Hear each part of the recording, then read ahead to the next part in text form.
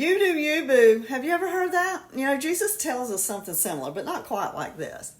Why do so many Christian women still feel stuck, lost, not enough, even when they love Jesus with all their heart? If you've ever felt this way, you are not alone. The world tells us to find ourselves, but God's already told us who we are. Yet many of us have never been told just straight up. But in this series, we're breaking free from the world's labels, and we're going to start to step into our identity that God's given us. We will be discovering your true identity in Christ, and mine, not defined by the culture around us. Culture promotes self-made identity. We've all been told these things. Be independent. Take care of yourself. Nobody else will. And don't depend on anyone ever. But the Bible calls us to do the opposite by resting in dependent daily dependence on who God is, because He's the one that shows us who He's created us to be. We all have some beliefs about ourselves that are not what God says about us. But I am so thrilled to tell you, because it excites me that you're here. You're coming for this, and God's kingdom will be blessed because you have.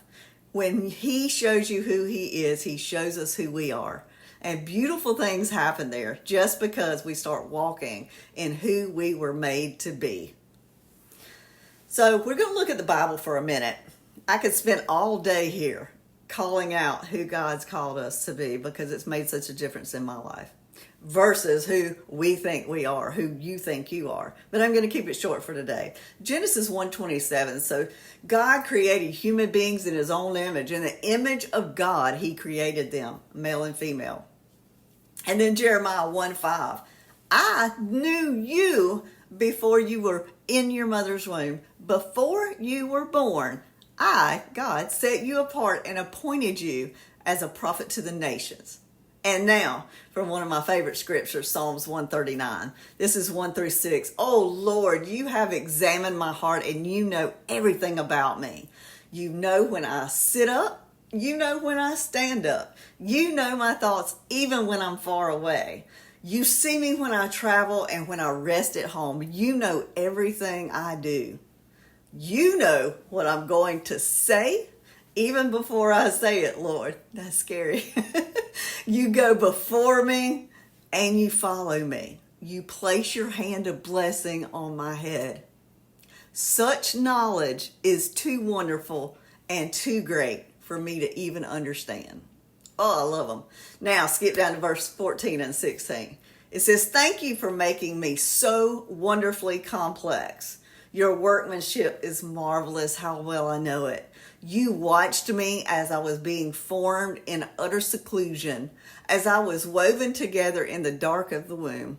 You saw me before I was born. Every day of my life is recorded in your book. Every moment was laid out before a single day had passed. These verses, y'all, give us proof that we are here today on purpose, and we're not just biological happenstances from our parents. So the next 3 videos in this series will be this. Next one will be breaking up with the world's labels. We're going to dismantle false identities. The world's constantly trying to define you through your past, your mistakes, our appearance, and even our own doubts. But God's already spoken about our identity, and He's already told us who we are. In this video series, we're going to uncover the labels that don't belong to you, and we're going to replace them with the truth of who God says you are in Christ. The third one will be unapologetic and unashamed, living boldly in Christ, and how we can live confidently knowing God's call. It's one thing to know who you are in Christ, but it's another, believe me, to actually live it out. Many of us shrink back in fear and doubt and needing for people's approval. But when God calls you, He equips you. We'll talk about stepping fully into your God-given purpose, boldly, confidently, and without any apology. The final video is going to be great. It's enemies' lies versus God's truth. And it's going to talk about the reality of spiritual identity warfare.